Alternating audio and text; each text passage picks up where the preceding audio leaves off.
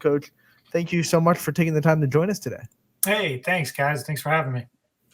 Coach, as I like to do first and foremost, we like to start off with a kind of meet the team segment. So we want to ask you about the guys that you expect to be returning that are going to be big integral parts of the team, as well as some younger guys that you expect to come up and get some playing minutes that we might not be knowing the names of right now. Yeah, we have a very unique situation this year. We graduated some kids, our junior class, and even our senior class. We only have a handful of kids in those two classes that participate in basketball.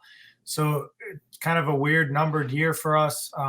For us, we were sitting last night at practice, and we have 14 kids out. 7 are returning that played on the team last year, and we have 7 new kids between freshmen and a couple kids that hadn't played for us in the past and came back out as upperclassmen. So, a couple kids, obviously on our group, Hunter Sturgeon will be a senior, has played all the way through, started some games last year. Then we'll be a bunch of sophomores. Trevor Sifke, he started as a freshman last year. He'll be back in the mix for sure. I look for a good season out of him. Hunter Daly, another sophomore, post player, has grown a lot since last year. Try to think, a couple other guys I think could be some dark horses in there. Giovanni Estrada is out for the team this year. He's another senior that has never participated in the Lisbon program, but had a good year in football, very athletic, and I think he could surprise some people this year. And then we had a bunch of at different points last year. We had 5 freshmen play varsity, so I think that those guys as sophomore, that experience will definitely carry through for them this year. I believe 6 sophomores out of your 14 kids, if I'm not mistaken. That's correct. Yeah, so we're young heavy. You look at our roster, like 10 of our 14 are freshmen and sophomores. When you have a team like that, but like you said, there are plenty of players that do have experience from last year, but still a pretty young team. That's got to be kind of a double-edged sword there. You have advantages of other teams not really knowing what to expect from you guys, but also you're going to have to kind of deal with some young mistakes every now and then. Oh, there's no doubt. There's growing pains involved in that. Over my career of coaching, I've played young guys. I've had numerous freshmen start varsity for me over the years. If you're good enough to play, you're going to play. And that's always been, my philosophy as a coach. My job is to put the kids that give us the best ability to win the game on the floor.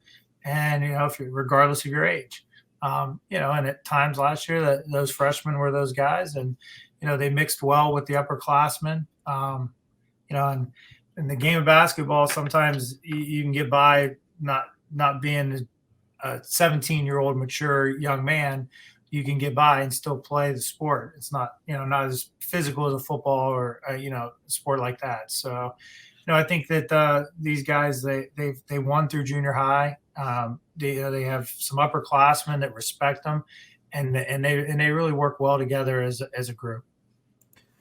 Coach, knowing that you play the young guys too, and coaching, it provides that freshman to sophomore year is usually a big area for growth in basketball, as well as the sophomore to junior year is another huge area for growth. So the sophomores coming into this season, what have you been most impressed of, what they've grown on over the offseason and over the work over the course of the summer? A little bit of maturity, to be honest with you. They're still immature. They're still 15, 16-year-old boys that, giggle and laugh about dumb things. But just some basketball knowledge as we go through and we're practice. And last year they were just sitting there with their eyes big and they're confused and everything's going so fast. And the game slowed down a little bit. I see them grabbing some of the freshmen and showing them little nuances of a drill or a play and things like that. That last year they were that young, dumb freshman that didn't know what to do. And I always say that each year you play the sports, you get better. The game slows down, you get smarter. And for most kids, the game, you're better as a 18, 19-year-old freshman or sophomore in college than you were as a junior or senior in high school. You just become smarter and you understand the game more and you see it at a different speed. These guys are a little advanced in that world, and I think that, you know, as sophomores they'll be okay. I mean, most of them played a ton of varsity in football, so they're not going to get scared of the limelight of a Friday night game or anything like that.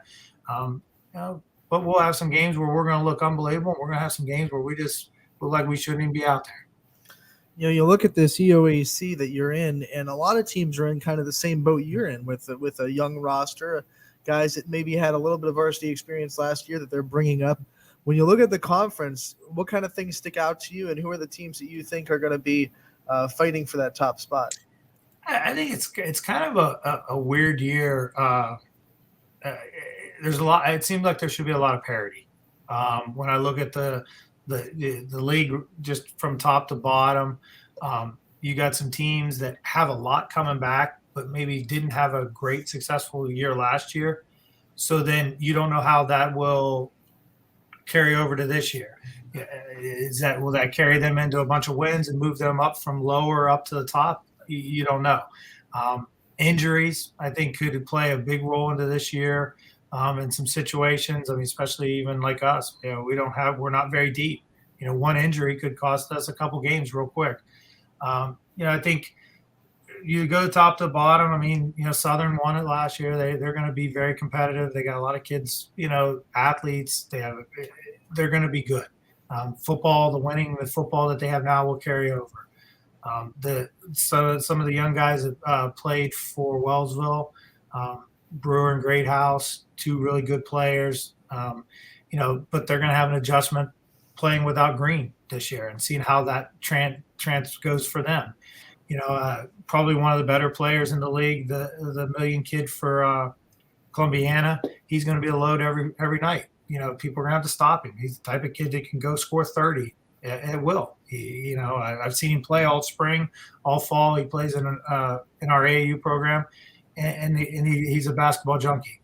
And then everybody's going to be sprinkling in a bunch of young kids and filling in gaps and seeing how it all plays out. It could be a real fun year, to be honest with you, because I think it could be that year where 2-3 losses might get you still a piece of it. Maybe not. You know, if somebody gets hot and they run the table, you know, who knows? And you know, we'll see where it all plays out. Looking at your team too, and considering your roster, what it is and what you've said, what kind of tempo do we expect this offense to be playing at, and what's going to be kind of the offensive style? Are we going to be expecting the same sort of style as last year, or do you expect to change things up a little bit? No, I mean, you know, we're going to play Lisbon basketball. I over the years, if you watch our games, there might be different people out there, but we play the same style. You know, if we get out and go, we can go, but we try to control tempo, run our sets, put the kids in the best position to succeed. And if they succeed, then it's a good night. You know, if they miss the shot, then it's not a good night. Your job as a coach is just put your kids in position to have success. And, you know, at that point, then they go out and they have to do it during that game for 4 quarters. And sometimes it works out, sometimes it don't. I mean, we're not going to change up and overnight become a pressing nonstop team or somebody like that. You know, we're going to play with tempo, play good man-to-man defense. When we can't play man-to-man and we can't guard a team, we're going to go zone. We're going to make adjustments on the fly, and we're going to do what we do. You know, you talked about a little bit in this interview already about how the kids that played in football won't be shying away from the limelight of a Friday night. One guy I want to talk about is Trevor Sifke. I mean, not only was he on the football team, but he was the quarterback. So you can't be a quarterback without being a leader. You got to be a leader if you're going to be back there as a quarterback. How much do you think his leadership skills that he's kind of sharpening on the football field are going to translate to leaders on the basketball court and being able to be kind of one of those coaches on the court that you can count on during games to kind of get kids in the right position? Trevor's grown up a ton. His experience as a quarterback on a football team, you can tell it's carried over. You know, I would say Trevor, I've coached Trevor or been involved in his basketball career since he was in 4th, 5th grade. You know, I'm very close with him, his family. He calls me Uncle Hucky. You know, there's nights he loves being at practice with me, and there's nights that he hates being at practice with me. but that's every point guard that's ever played for me at Lisbon. Your point guard is the one that controls the tempo, controls everything. If your point guard's out of control, the other 4 players on the court will be out of control too. That's the person that has to control the game. And you know, me and him have had some discussions on that. He has to be that calming person that keeps his rest of his teammates in a state that they can function and we can be successful on the court. You know, and I think the sky's the limit for him as his talent, and I think this could be a really, really good year for him. I think he was really coming along phenomenally last year. He struggled early getting adjusted, and then he really took off. And then we had an injury there at the end, and you know his season got cut short. But you know, I think he's still learning, and I think he's a basketball junkie. So I think he's going to suck it all up like a sponge, and I think it's going to be really good.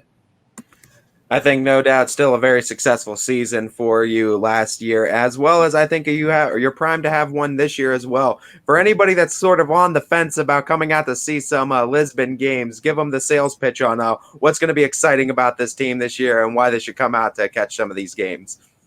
I just think we're going to play with a lot of energy. I think we got some kids that, you know, they're well liked in the school. They're good kids. I mean, I think one thing about this day and age, it seems like, you know, every coach wants to be at practice because they want to coach their kids. But when you can go to practice and you have good kids that want to be there and have fun and they make you laugh, it makes a 2-hour or 2.5-hour practice seem like you're there for 30 minutes. You know, I just think we'll be a decent, solid basketball team. And like I said, there are going to be nights that you're going to come out and be like, man, I want to come back next week and see this team. And there's going to be nights you're going, why did I waste $6 to come watch this team? But that's what's going to happen when you're playing a bunch of young kids. Coach, before we let you go, I want to give you the chance to kind of highlight your coaching staff and the people that are behind you and that kind of help make this program what it is. Well, you know, obviously it starts with the administration, you know, Joe Sifke, Keith Edenfield, and Kyle Bing, superintendent, principal, and AD. You know, all were sports coaches of one, you know, currently or were, and very supportive staff. You know, when it starts at that level, it makes a varsity job a lot easier. You know, as far as our basketball staff, you know, you guys know real well Quinn Puskar's right-hand man. He's been with me for a lot of years. You know, he knows what I'm thinking before I'm thinking it too at times. So when you have that type of consistency in a staff, it really, really helps because you can adjust quicker on the fly and change things up, and he's already right with you. You know, and we got a good junior high staff. Billy Stanton was at East Palestine in the past and actually was on staff with me at one time many years ago.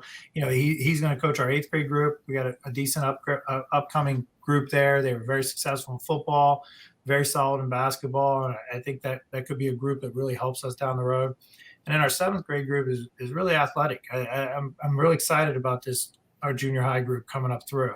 I think we got a good run of some kids coming, and Jamie Wise, who was on junior high staff last year, he does that. And, you know, we have 50 kids playing 3rd through 6th grade basketball in our league that starts this weekend. And, you know, I think it's basketball season, and I think everybody's excited. Coach, we'd like to thank you so much for coming on and just previewing your Lisbon Blue Devils team with us for us a little bit here, as we look forward to talking to you again real soon, as I'm sure you're going to be in the thick of it in that EOAC.